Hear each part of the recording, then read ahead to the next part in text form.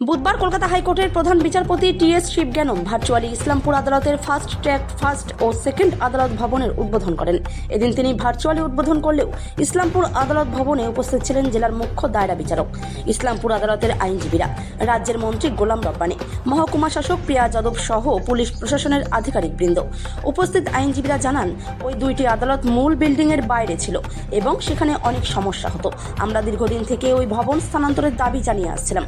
অবশেষে এদিন ওই দুই আদালতের উদ্বোধন হওয়ায় আমরা খুশি। এদিকে ওই ভবন 2,11,00,000 টাকা ব্যয়ে নির্মিত হয়েছে। আইনজীবী ফিরোজ আহমেদ এ বিষয়ে কি বললেন শোনা যাক। এটা আমাদের অনেক আকাঙ্ক্ষিত ছিল এবং আপনাদের একটু বলে দিই, আমাদের এই কোর্ট বিল্ডিংয়ের প্রস্তাবটা, এই যে আমাদের আজকে যে দুটো রুম আমাদের উদ্বোধন হয়েছে, কিন্তু এর আগে যে আমাদের দুটো ফ্লোর উদ্বোধন হয়েছিল সেটার প্রস্তাব অনেক আগে ছিল, কিন্তু এর আগে সেটা কার্যকারী হয়নি। কিন্তু পরবর্তীকালে তৃণমূল সরকার আসার পরে আমরা প্রথমে এটাকে আমরা একটা আন্দোলনের রূপে নিয়ে আসি।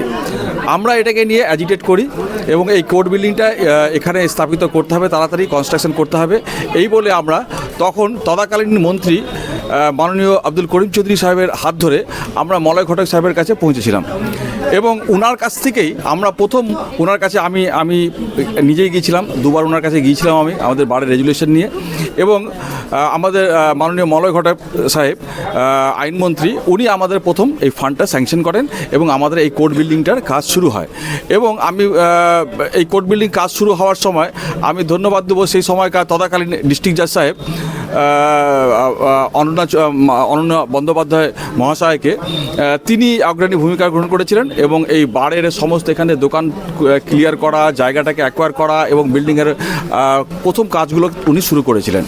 এবং এবারে হচ্ছে আমাদের বর্তমান ডিস্ট্রিক্ট জাজ সাহেব অগ্রণী ভূমিকা নিয়েছেন এই দুটো বিল্ডিংকে উদ্বোধন করবার জন্য এবং আমাদের আশ্বাসও দিয়েছেন যে খুব তাড়াতাড়ি লিফটের কাজটা হয়ে যাবে বলে আমি ওনাকেও ধন্যবাদ দিচ্ছি। প্রথম কথা হচ্ছে যে এই বিল্ডিংটা আমাদের অনেক আকাঙ্ক্ষিত ছিল এবং এটা আরও অনেক আগে হওয়া উচিত ছিল।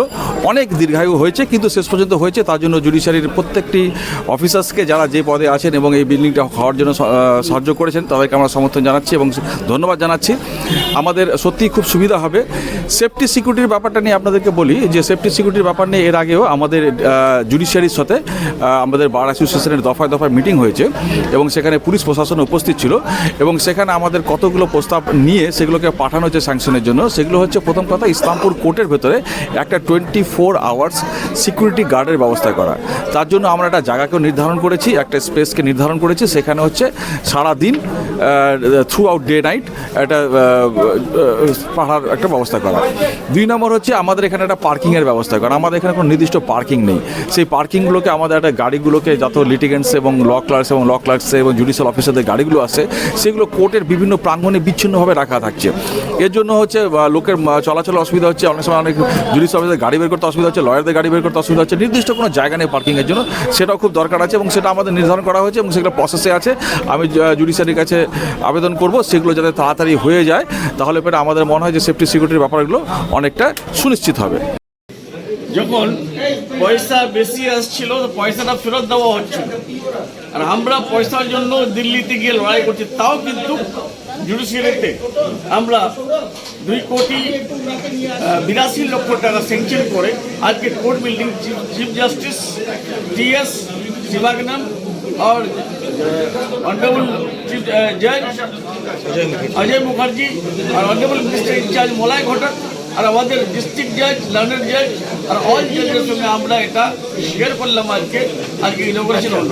তা আমার বক্তব্য এটা 2000-এ কেন হয়নি, 2001-এ কেন হয়নি, 2011 অবধি কেন হয়নি, 2012-11-তে আমরা ক্ষমতায় এসেছি।